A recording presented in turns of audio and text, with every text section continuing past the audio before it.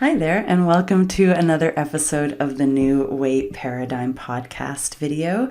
This is Deanna Bedoya here, and I'm really excited about today's conversation because my conversation with you, because I want to talk about something that it took me a long time to understand myself. So I think with all the information out there about weight gain and weight loss, we get really confused on how our bodies actually work. So the goal of this episode is to really have like a foundational understanding of like why we gain weight, how the body works in a way that makes us gain weight in certain situations, and how the body works in what leads to weight loss. So that's the goal of today's episode, but I really want to have a disclaimer, especially based on the last video I did, which is that at the end of the day, it's always your decision whether you want to take a weight-based approach to your health or not. There are different ways to do health. One involves an approach that includes a focus on the behaviors that affect weight. But like I said in the last video, do you need to lose weight? Focusing on weight loss can really mess with some of our heads, mess with some of our lifestyles, and it's just not the best approach for us. However, if you do want to have an approach to health that includes a focus on weight, because I get changes in weight can be motivating, you need to understand how weight actually works and what causes us to gain weight and what causes us to lose weight. So I want to have this foundational understanding so then we can build on this in other videos. But again, it's always about you and your experience and figuring out what's gonna just help you live a better life. I'm always gonna come back to what helps you live a better life. And if you do choose to take an approach that's about weight loss, remember that it doesn't go that you lose weight and then finally you're good enough and finally your life is perfect. I'm really a big believer in, and this is part of the new weight paradigm, that you're already awesome, you're already good enough, you're already worthy, you're the best, you're the best you can be. And then if from that place of fundamental worthiness, you choose to change your behaviors, maybe to change your weight or just to change your behaviors, you know that you're awesome regardless of what happens with your weight, because a focus on weight can actually be quite frustrating and it can do a number on our self-worth and self-esteem, and I don't want that to happen. So hopefully by the end of today's video, you really do have a good understanding of how body weight regulation works. And please know that we're doing this from a place of non-judgment. We're just talking about bodies. This isn't any accusation or meant to make you feel bad. It's never about that. It's really just about, if we can clear up some of the confusion, then we can start figuring out what's going to work best for us and find the path that, like I said, is best for us. So, like I mentioned before, my name is Deanna Bedoya, and I'm a senior lecturer at Simon Fraser University, where I teach courses in weight and obesity management and nutrition and health promotion and a lot of fun stuff. And also this fall of 2023, I'll be running a group program that actually focuses on managing cravings, which I know is something that a lot of us find difficult. So if that's something you're interested in, you can always sign up on the wait list on my website, Diana Bedoya. My name Deanna is spelled Diana, D-I-A-N-A, Bedoya, BEDOYA.com. You can get on the wait list there for that, and you'll get more information about it. But also, if you'll want more information for free, there's also there's a lot of videos on my YouTube channel that can help you kind of navigate and answer some of the questions that you might have about nutrition or health or weight management. So those are options for you. Okay, but today's conversation is around the absolute fundamentals of how weight is regulated. And when you have this conversation, you usually start off from some sort of conversation about energy in and energy out. And you might have even seen, like I have on my YouTube screen right now. You might have even seen like a picture of a scale with energy in on one side and energy out on another side. But what does that actually mean? Let's break this concept down a bit, because what we're going to argue, or what we're going to clear up, is what we mean by energy in. What do we mean about the calories we take in? Where do those come from?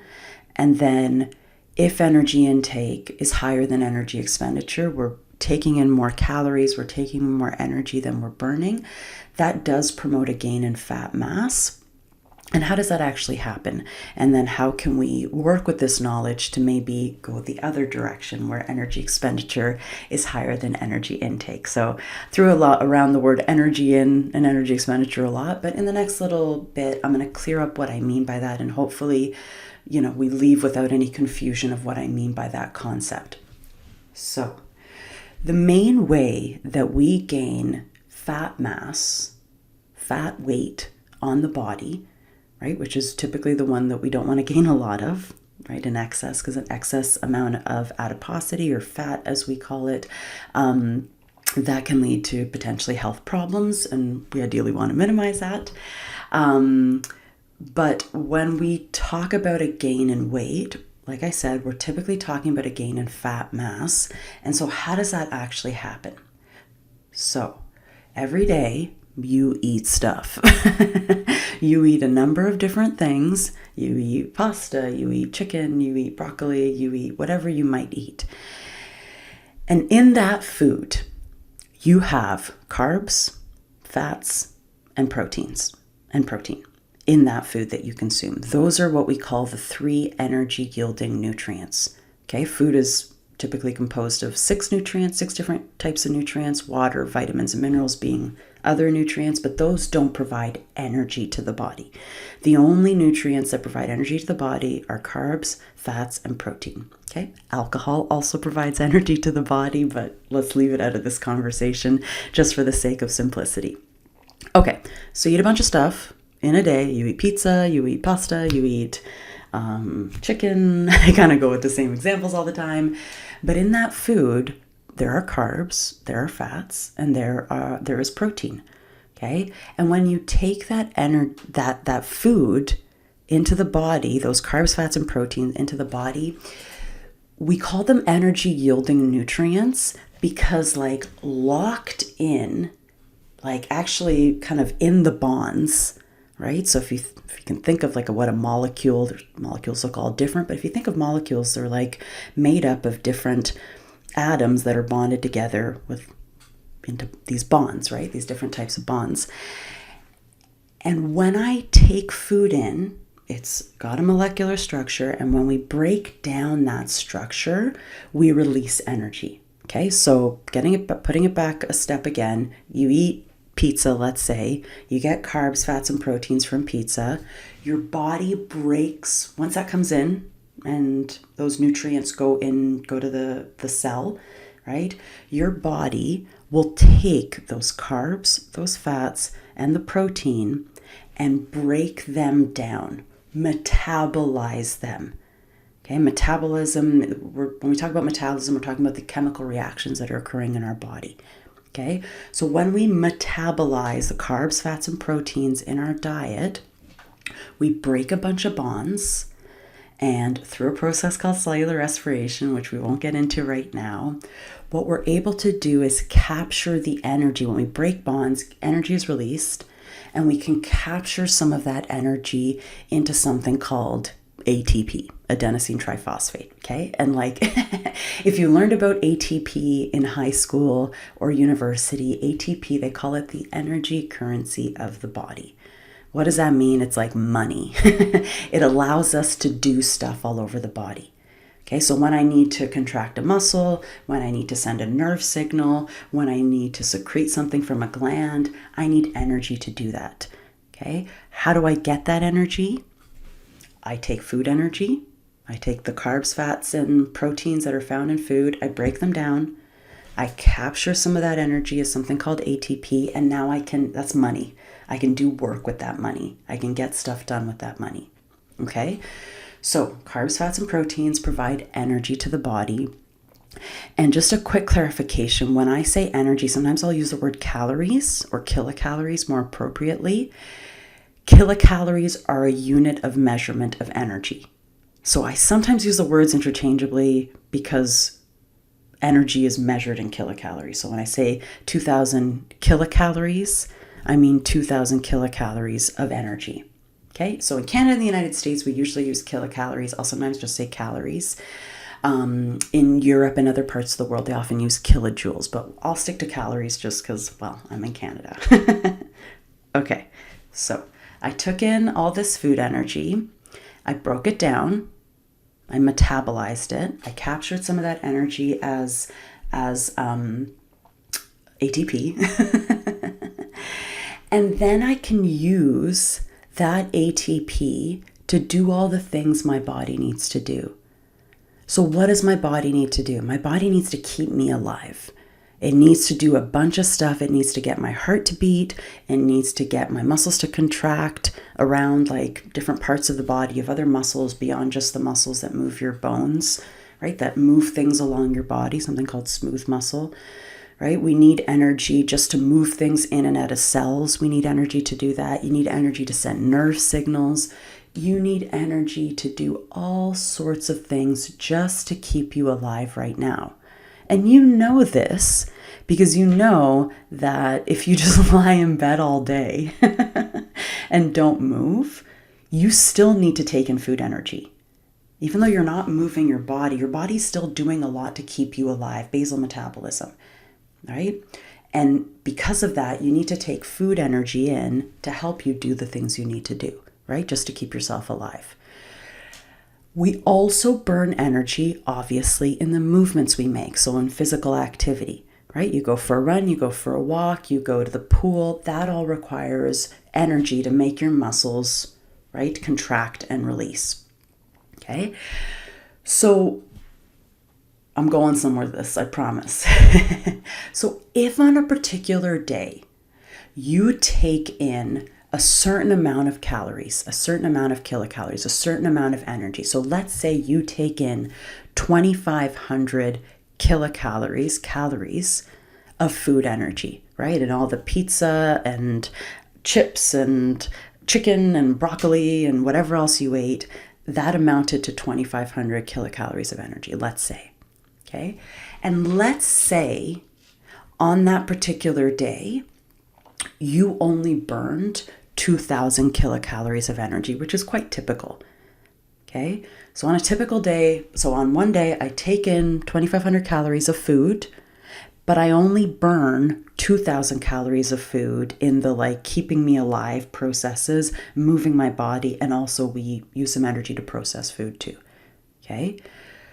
So if I took in 2,500 calories of energy, but I only burned 2,000 calories of energy, there is 500 calories of energy left over.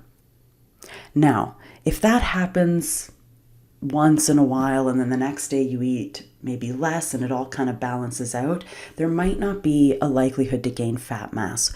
What I'm getting to is actually what matters is what you do consistently. So if I am consistently eating above my needs, I'm consistently eating more food than my body needs to do the things it needs to do, I have leftover.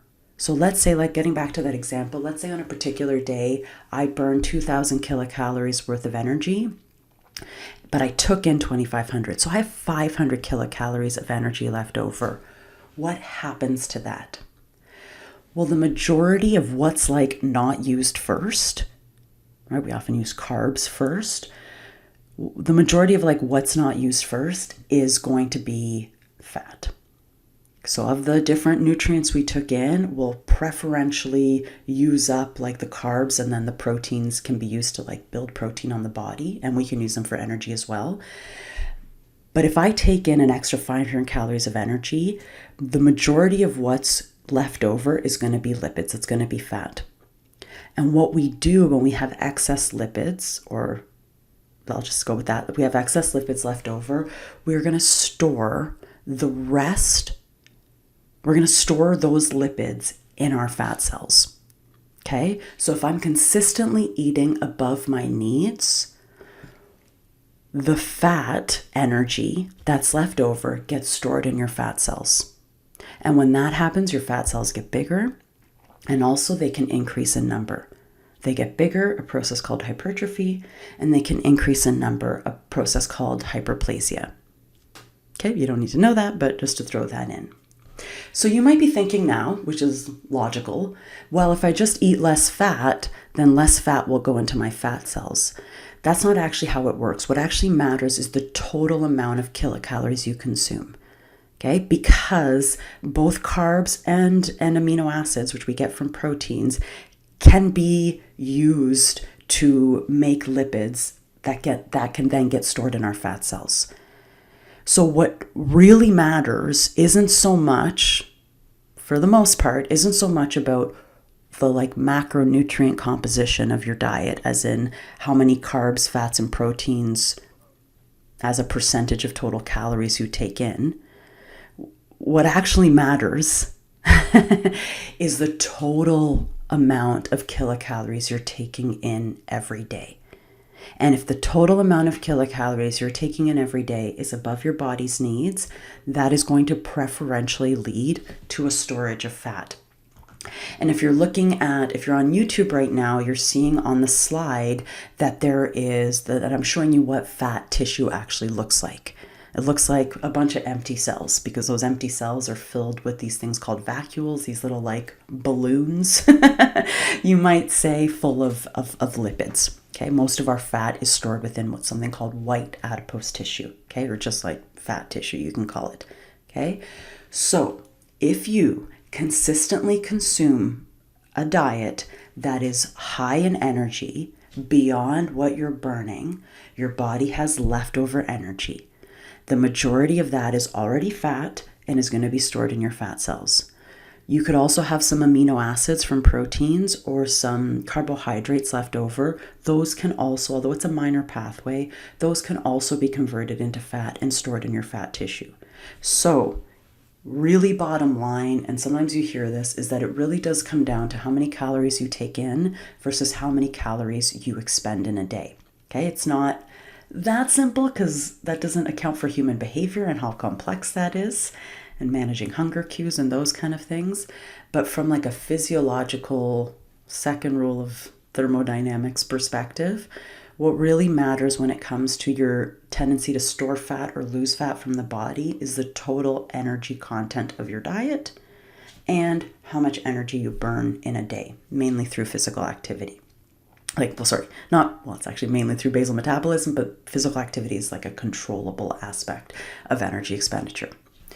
Okay, but I want to clarify here, because I don't weigh myself anymore, but when I used to weigh myself, I would sometimes step on the scale from one day to another, and I would be up 3 pounds. Right? So if you're in the UK or somewhere that use kilograms, that's just over about 1 kilogram, 1 kilogram and 0.4, let's say. I don't actually know. My math's not right there.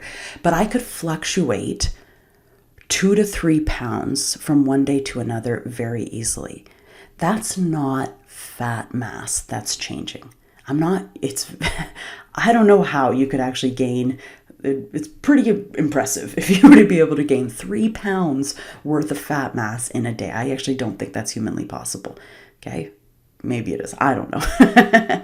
But what I'm trying to get to is your weight can fluctuate for other reasons beyond just fat storage. What we're really typically concerned of is fat storage. Your weight can also fluctuate because of changes in water weight. So if you do see changes from day to day, that's a pound, 2 pounds, 3 pounds, chances are it's water weight that is fluctuating. Okay, and that's not something that I would really concern myself with. And if you are someone that weighs themselves, first of all, make sure that's okay with your mental health. Second of all, it's more important the trend, not the day-to-day fluctuations. They also recommend to weigh yourself at the same time every day. And to make sure you're kind of in similar conditions, right? So maybe after going to the washroom or before going to the washroom is when you do that, okay? You can also, so we've talked about 2 ways to gain weight. Gain in fat mass, that's more long term. And then changes in water weight, which is like a day-to-day fluctuation. Another kind of long-term way to gain weight is in building muscle mass, which kind of makes sense as well, right? If you put a lot of muscle on your body, right, muscle is going to, as your muscles increase in size, they also increase in weight. And that's going to lead to your body weight being higher. But that's typically not something we're that concerned about because in general, muscle mass is protective. It's protective for your bones. It's also just protective for your cardiovascular health because it helps you build cardiovascular health. We're very positive about building lean body mass, in particular in muscles. Okay, so your weight can fluctuate. More long-term increases in weight are due to increase in fat mass and increases in lean body mass like muscle. But day to day, your weight can also fluctuate because of changes in water weight and a little bit because of changes in something called glycogen storage. Glycogen is like the storage form of carbs, and we store a little bit of like ready to go carbs around our liver and our muscles. But really, we're talking about like 1 kilogram fluctuations. Okay, so we're not really concerned about that either. What most of us are concerned about when we talk about weight gain or weight loss is changes in fat mass and then changes in muscle mass. Okay, so hopefully that's clear to this point. So now we understand how we store fat on the body. Let's talk about how we lose fat from the body, or we lose fat, which also leads us to lose weight. Notice I'm just differentiating between fat loss and weight loss. There's different ways we can lose weight. Some of those are like not ideal, like losing muscle mass. What we typically want to lose if we're trying to lose weight, especially for health reasons, is fat mass. Okay. So earlier I used the example that, on a particular day, you consume 2,500 calories, but you only burn 2,000 calories. So you have a surplus of 500 extra calories that gets stored in your fat cells. Okay. The opposite is also true. When you consume fewer calories than your body requires that day, I have to get that energy, right? Those energy calories from somewhere. Where do I take those where do I take that energy from? My fat cells. Okay, so let me explain this a little bit further. So let's say on a particular day, I consume 2,000 calories of energy. Okay, all the foods I consume, they add up, carbs, fats, and proteins I eat. And I add those all up together and how many kilocalories they provide per gram. I get a certain amount of calories. Let's say that's 2,000. Okay, let's also say that on that particular day, you moved your body more. Okay, so you increased your physical activity, which is one aspect of energy expenditure, the one that's controllable. You can't really change your metabolic rate much other than by building up more muscle. Okay, so let's say you moved more on this particular day. So you consumed 2,000 calories, so you ate a little bit less, 500 calories less, and you moved your body more. You actually burned more calories, more energy from your body movements. Okay, so let's say you burned 2,500 calories. Okay, so if I burnt 2,500 calories, or another way of putting this is I need to do 2,500 calories of work this day to do all the things that Deanna or you need to do. I absolutely need 2,500 calories of energy, but I only took in 2,000. Okay, so I'll use those 2,000 calories that I took in to fuel the 2,500 calories of energy that I require, but I'm at a deficit. Oh my gosh, I need an extra 500 calories because I have to keep this heart beating. I have to keep her muscles moving so she can move about the world. Okay, so where do I get those calories from? Where do I get that energy from? Well, that's what fat cells are for. They store fat for times when energy is less available, right? So if I am consistently eating at a caloric deficit, if I am consistently, one day doesn't make a big difference, but if over time I am consistently burning more energy than I'm taking in, and you can do that either by moving your body more. However, actually eating fewer calories usually makes a bigger difference. Okay, so if I'm burning more calories than my body is taking in, I'm going to take that energy mainly from my fat cells. And this actually makes my fat cells get smaller, right? So I'll take the fat out of my fat cells and then I can metabolize that fat. I can break down that fat and use it to make ATP, getting back to ATP, so my body can do all the things it needs to do. Okay? However, actually, one last thing. So when you take fat from your fat cells get smaller.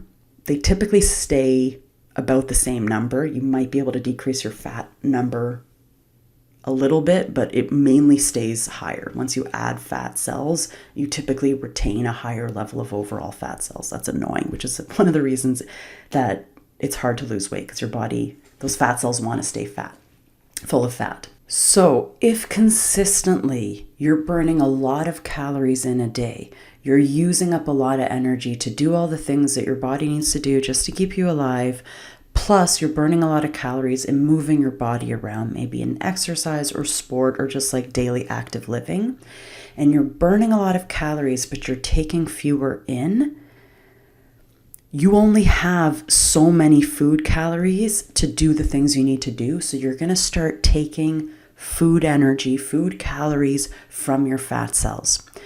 But the thing that no one tells you is that when you're consistently at an energy deficit, is that not only are you going to take fat from your fat cells, but you're also going to break down lean protein. You're going to break down places in your body where you store protein. So where do we store a lot of protein? We store a lot of protein in our muscles. Right? That's what makes our muscles larger, is the myosin and actin, which are muscle proteins, the two major muscle proteins. So when you're consistently eating at an energy deficit, you're going to take lipids from your fat cells, break those down, use them to make ATP. That's cool. But we're also going to take amino acids, right? The building blocks of proteins, from our muscles and other lean body areas, and break those down also to provide energy for the body. So why I'm bringing this up is that when you are on an energy deficit, it's actually really important to make sure that you are doing your best, although it's almost nearly impossible to do this fully, that you're doing things that help you maintain muscle mass, right? And that's often why we recommend resistance training with a calorie deficit if weight loss is your goal, so you can maintain some of that muscle mass and as you're losing fat mass.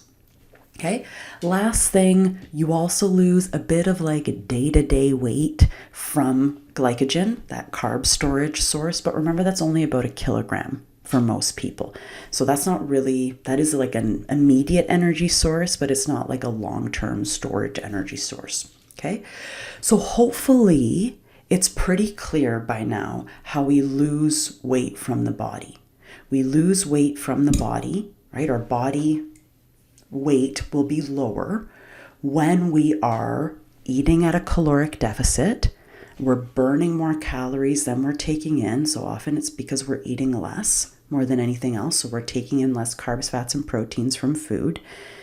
And when we're eating at an energy deficit, the main thing we're going to do is we're going to take fat from our fat cells to use them to supply the energy needs of our body. Okay, but like I mentioned, something else that goes into supplying the energy needs of our body is breaking down body proteins like muscle, right? Which again is why it's so important to maintain like resistance training, keep your muscles strong as you're maybe on a caloric deficit. And then remember I said that our weight can also fluctuate from day to day based on changes in body water. So if you're gaining a few pounds or losing a few pounds, gaining a couple kilos, losing a couple kilos from day to day, it's very, very likely that almost all of that is water weight. And this is really important because a lot of people, when they go on really extreme diets, they'll notice a big drop in their weight right away. You're not losing 4 pounds of fat mass in a week. That's really impossible, really difficult to do for someone that's maybe not at such a much larger size. If someone's at a larger level of fat on the body, that might be more likely. But for someone that is kind of at a not too high of a weight, losing 5 pounds, 3 pounds, 2 pounds of water weight in a day or two or in a week, of weight in a week, that's most likely due to changes in water weight. So just be aware of that, because it can get, I bring that up because a lot of people get really incentivized when they go on these crazy diets because they see a weight loss in the short term, but then they plateau, right? That same weight loss trajectory doesn't happen because you weren't actually losing fat mass, you were losing water mass. Okay, so hopefully you understand some of the fundamentals of how we store fat on the body and lose fat from the body, and how that can play into how we gain weight on the body and how we can lose weight on the body.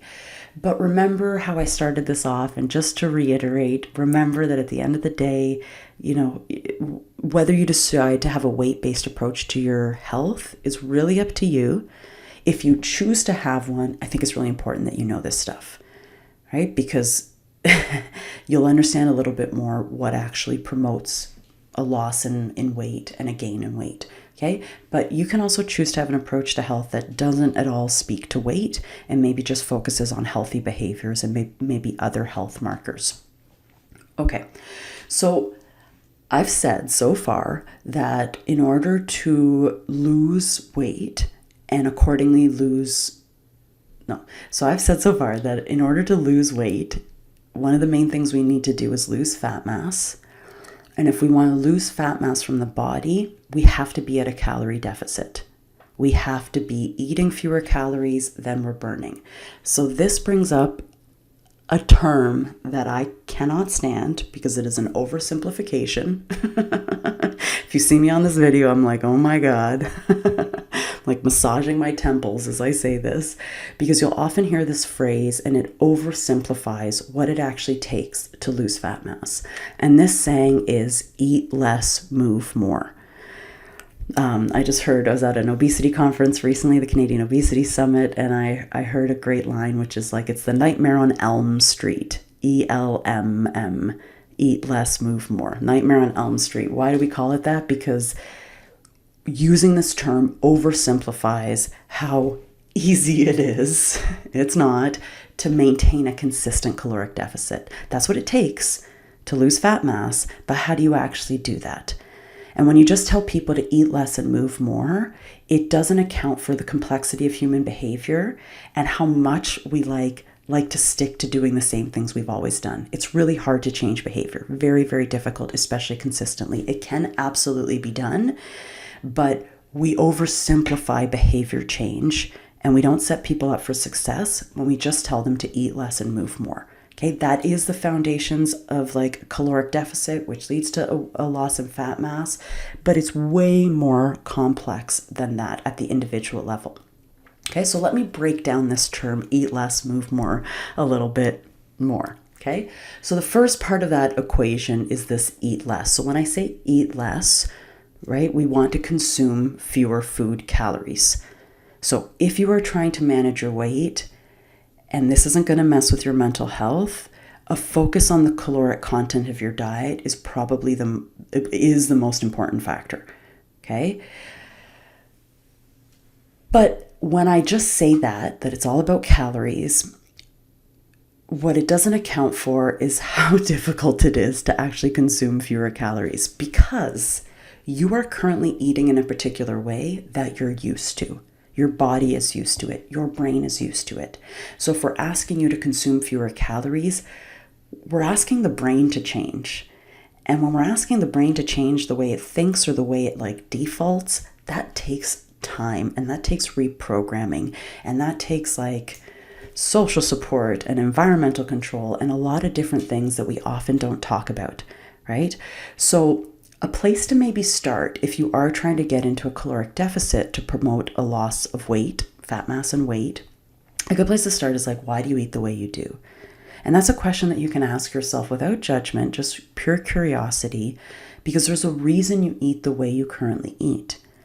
And that might be because of environmental factors, like what kind of foods you have available to you. That might be due to how other people influence you. That might be due to how you think about food or how you use food as a coping mechanism. We use food for all sorts of reasons, and we have habits around food. So it's really, as much as it is about eating less is actually quite difficult to do. It's quite complex. It absolutely can be done. But you have to think of it beyond just eat less. You have to think about your own behavior and the reasons you do the things you do. I believe so firmly in that if you want to eat less, if you want to consume fewer calories, you really have to have an appetite mastery plan.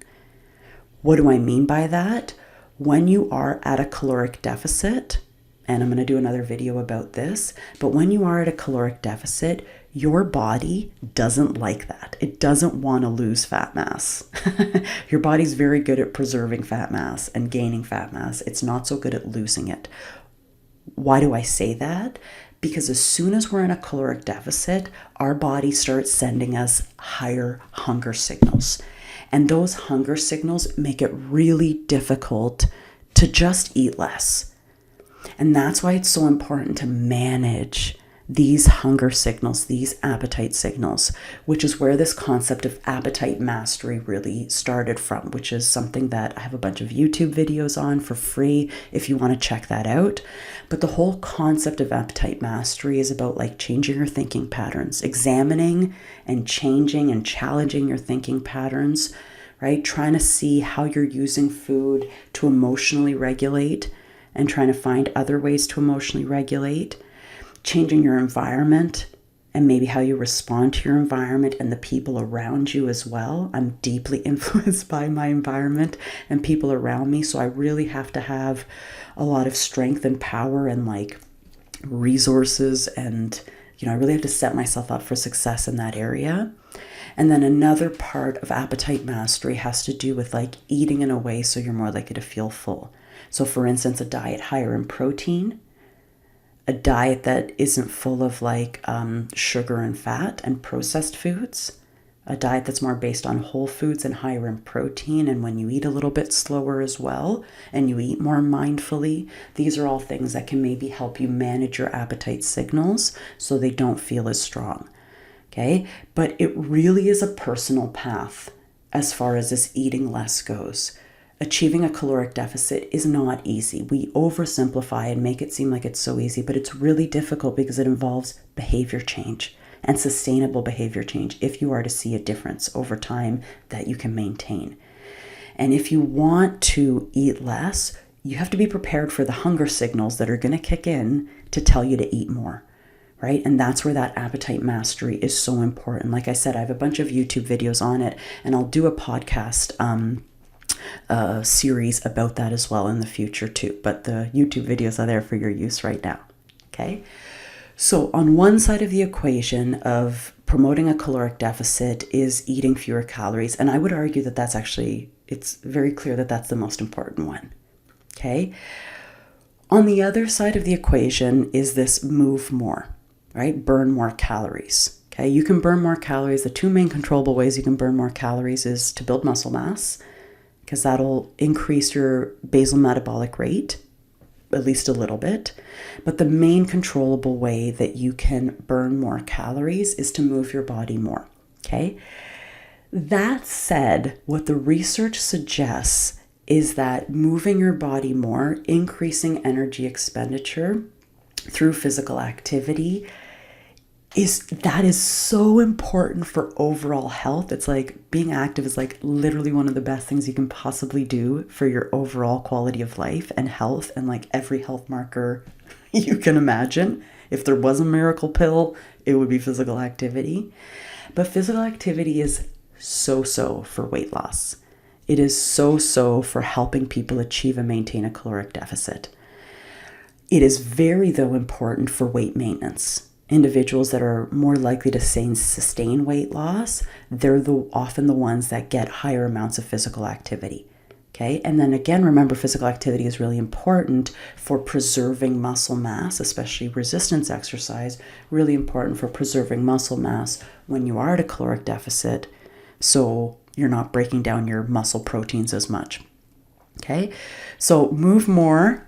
We often focus on that, and there's like, when people think about fitness, they're often thinking about like weight loss, but improving your fitness through physical activity, through things that push your cardiovascular system and your respiratory system and your muscular system, focusing on those kind of things is fantastic for your health. Literally the best thing you could possibly do for your quality of life. For weight loss, it's so-so. Okay, I'm not saying it doesn't help, but probably focusing on the eating less part of the equation is going to be far more effective. Okay, and that's what the research suggests. Okay, so if you are to maintain weight loss, you have to maintain that energy, that new like level of energy intake. That's what else they don't tell you is you can't just eat less and move more for a while. Your body's going to adapt to whatever you ask it to. And then if you go back to your previous behaviors, it's going to go back to where it was before, right? So if you want to consistently maintain that new level of energy intake and that new level of movement, right, you have to find behaviors that you can actually sustain. And when it comes to physical activity, actually, and diet as well, there is one factor that consistently predicts weight loss success. In every single study, it's the number one factor that promotes weight loss success, maintenance of that caloric deficit, and that's this concept of adherence and sticking to. Adherence just means like sticking to whatever the heck you're doing. There's so many different ways you can eat less or move more, but how do you actually find a plan that you can stick to? Because if you can't stick to it, you're going to go back to your previous behaviors, and then your body's going to recalibrate back to those behaviors. Right? We want to recalibrate to like healthier behaviors. So if you want to adhere to an exercise program, you have to make it part of your life. I always said to my students in my health class, you have to find exercises you enjoy and people you enjoy doing them with. You have to find your unique way. And maybe you have a past that where physical activity is like this, like, ugh. It's like this thing you have to do. Oh my God, I have to go to the gym. Oh my God, I have to work out. And it feels like very like onerous to do these things. Physical activity, it's funny, the people that are like regularly physically active, they can't imagine their life without it. And I'm at that point. There was a long time, like most of my teenage years and before my 20s, where exercise was like a chore and I hated it. And now I'm at a point in my life where like I can't imagine my life without regular physical activity because I love it. It's so fun. I love what it does to my fitness. I love how I can do so many more things, how I can lift things, how I can move my body so much more easily, right? And I love how fit it makes me feel. And I just love engagement in exercise too. So I've fallen in love with exercise, and I really recommend playing around, joyful experimentation, trying a bunch of different stuff out to figure out how your body wants to move and how your body likes to move. Bodies want to move. If you look at kids, you let kids out on a grassy lawn, what are they going to do? They're going to run around until they tire themselves out. You let a dog out, what does a dog want to do? A dog just wants to run. Our bodies want to move, but it's important to find a way that our body wants to move and our mind likes to move so we can make that a consistent part of our life regardless of what happens to our weight. Because physical activity, like I said, one of the best things you could possibly do for your health and for your mental health as well too. So this again brings us back to the point which I've been kind of alluding to, is that like if you want to get to a new kind of stable size that you can maintain for the rest of your life, you need to figure out how to kind of adopt these new behaviors as like just the way you live your life. Because things only work, physical activity, eating less through a caloric deficit, maybe through appetite mastery, these only work as long as you keep doing that. The same goes for like obesity medications. They only work as long as you use them.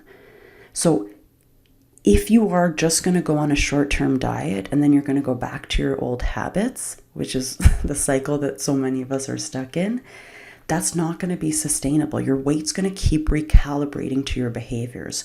So how do you adopt new behaviors that can be consistently part of your life, right? So you need to focus on adopting new behaviors that are sustainable. And a term I really liked from the Canadian Obesity Summit that I was just at was from probably my favorite presentation there, which was Dr. David Macklin, who said that he likes to say to his clients, he's a psychologist, he likes to say to his clients, what are you 90% sure you can do? That's a great place to start. What are you 90% sure that you can start doing today? Are you 90% sure that you can go for a 10-minute walk?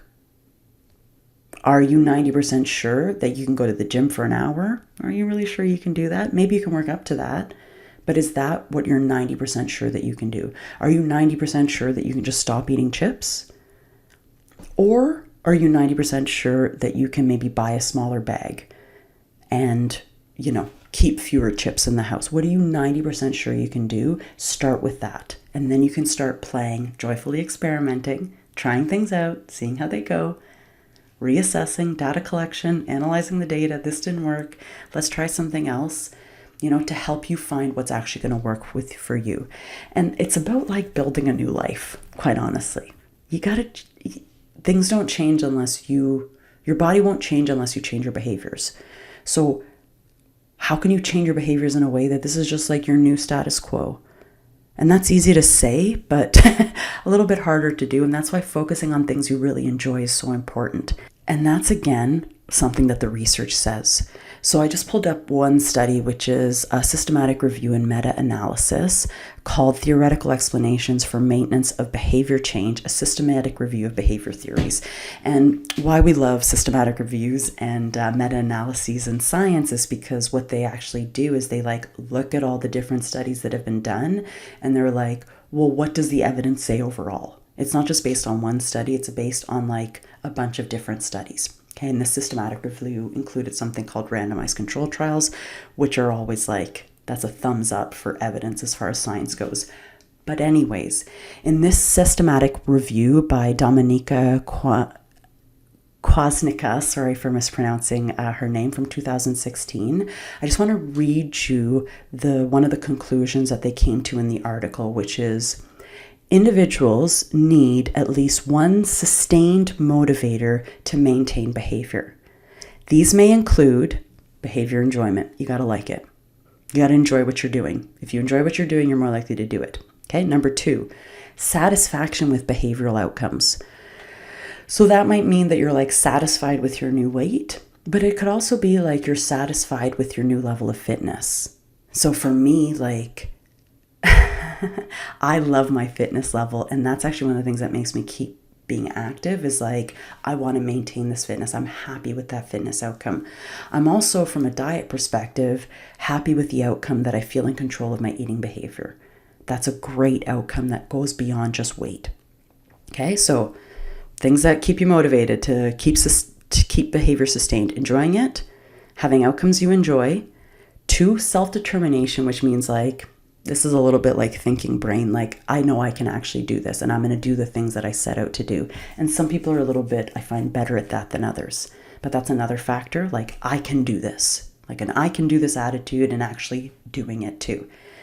And then the 4th thing that promoted a sustainment in behavior change, right, is an experience of behavioral congruence with beliefs and values. What does that mean?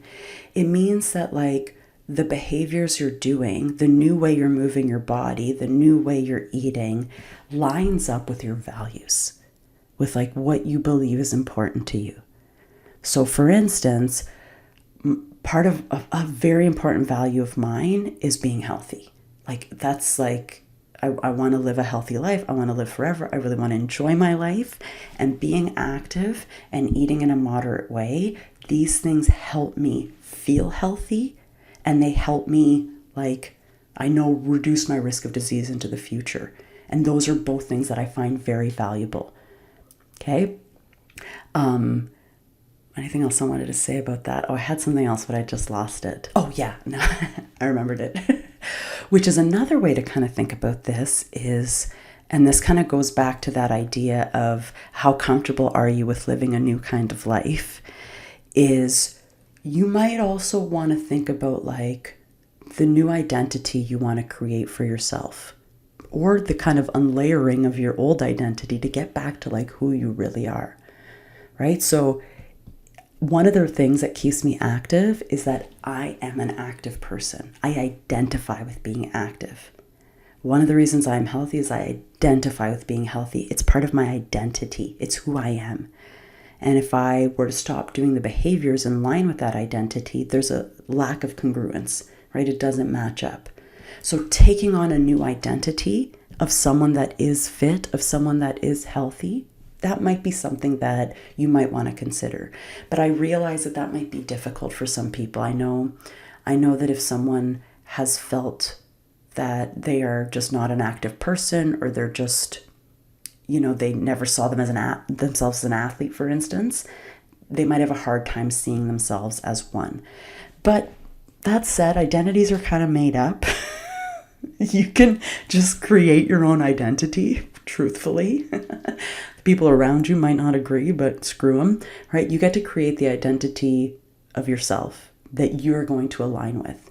And maybe that's an identity of someone that feels really in control of their health, that feels like I am someone with self-determination. I am someone that lives in line with my values, and I value being healthy, right? You get to create that new identity. And again, I'm oversimplifying, but I'm hopefully giving you some things to think about, because although getting into a caloric deficit, eating less, eating fewer calories, and moving more, right, burning more calories, that is essential to losing fat mass and accordingly weight. The only way that you're going to sustain that new, let's say, lower weight or lower level of fat mass is to consistently do behaviors that keep you at a lower energy intake and a higher energy expenditure. And if you don't fall in love with those behaviors, if you can't sustain them, if they're not in line with your values, if they stop you from living your life and enjoying your life, you're probably less likely to do them. Okay, so some last things to kind of keep in mind if you are focused on weight loss is that even if you achieve a caloric deficit, you're probably not going to see a nice linear, nice line decrease in your weight over time. Plateaus are normal, right? A weight plateau is like when your weight goes down and then it kind of stays where it now is. Okay, those weight plateaus are very normal, and they're part of behavior change, and they just suggest that something else needs to change, right? Maybe you want to go to the next level, or sometimes plateaus it's just that your body kind of hasn't caught up to what you're doing. Okay, which goes on to my next point. I think we can get very frustrated, especially when we're comparing ourselves to other individuals, when we're like, I'm working so hard, but I'm not seeing the results I want to see. And that's maybe a bit of an examination of what behaviors are doing and whether they're kind of in line with your goals and whether they're actually doing what you think they're doing. But also, just our bodies work differently. I work out my muscles quite a lot, but you can't see my muscles because they're under some fat. And so with other people who might work out just as hard as me, right, building muscle, let's say building upper arm muscles, they might see their muscles a lot quicker than I might see my muscles. It doesn't mean they're working any harder than I am. Okay, effort does not always equal degree of response, which can be very frustrating. And that's why, again, it's important to fall in love with a new behavior and not just focused on weight-based outcomes. Okay, something else to keep in mind, which is really important, is, and I mentioned this a little bit before, is that when you are in an energy deficit, your body doesn't like that. Your body wants to keep its fat mass the way it is. And the reason I know this is as soon as you go into a caloric deficit, especially a really drastic one, that's when hunger hormones go up. And that's when you're going to feel a lot hungrier, right? So I'm going to make a whole video on this soon that kind of goes over that. But that's why appetite mastery is so important, to help regulate some of those hunger signals so you don't feel so hungry. But just realize that that's what's going to happen. Okay, so there's ways to manage those, but there's also just a level of acceptance that needs to be there about what's actually possible for you. Okay, another point to keep in mind is that what works right now for maybe achieving or maintaining a caloric deficit, that might change in the future. So it's good to kind of play with different things. Again, joyful experimentation to figure out what's going to work for you now. might not be the same as what worked for you in the past. Okay, you're a new person now. What kind of behaviors do you need to put in place now that are actually going to be sustainable and work with your life now? And then again, in 5 years, 2 months, 10 years, that might change again. And that's human behaviors complex, which means it changes over time. Okay.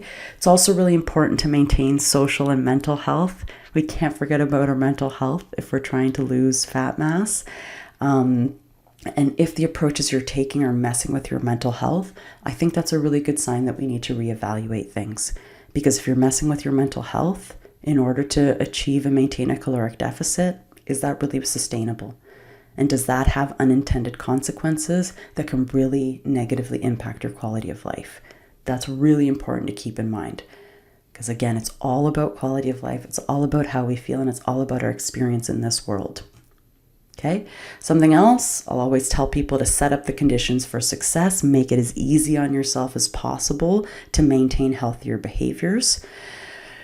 You are going to have days where eating fewer calories or eating more moderately or moving more where it's easier than others. And there's going to be days where it's going to be really difficult, and maybe you'll go back to your old behaviors because that's what your brain is used to. Duh. Those are not failures. Those are so expected with behavior change. They're so expected with a focus on weight loss or trying to achieve a caloric deficit over time. Those periods of going back to your old behaviors, that's just part of behavior change. Please don't take that as a sign of a failure. Take it as an opportunity to collect data, learn something, forgive yourself, and then create maybe a new plan. Or put different things in motion, or just go back to what you were doing before if that was working. Okay? Remember, it's all about you, and that you are awesome regardless of your size. And regardless of whether your weight changes or not, you deserve to enjoy your experience in your body and in this world. And if eating more moderately and moving more is going to help you do that, and maybe change your weight as well, then that might be an approach that you focus on. Okay, but always remember that you're awesome and that you deserve to be here, and that, it's not just about what other people think about your body. It's also about your experience in your body and your relationship with your body too. Okay, so I think that brings us to the end of what I wanted to talk about today. Hopefully you have a clear idea of what promotes fat loss and accordingly weight loss, and how it really is about energy in and energy out. However, it's also about finding the behaviors that are sustainable, that are going to allow you to, from here on in, if you're trying to lose a large amount of weight and you want to maintain that, you have to find behaviors that you're going to be able to stick with. Or else you're going to go back to, your body's going to recalibrate to whatever behaviors you have. So if you want to recalibrate your body weight down, you have to find new behaviors that you're actually going to sustain and that are going to be part of your life and that you enjoy, right? And that's why you play, right? Not homework, but you do play work. You play with a bunch of different things. You try things out, see how they go, collect data, no shame, no judgment, no guilt. We take those out of the equation. That's part of the old weight paradigm, right? And we focus on sustainable behavior changes that are going to make your life better. Cool? All right. So I hope you enjoyed this video today. Again, my name is Deanna Bedoya. If you do want to get on the wait list for my group coaching program in the fall, please check out my website, www.diana, my name is spelled Diana, Bedoya, Bedoya, Diana, Bedoya.com. And you'll find a link there to sign up for my group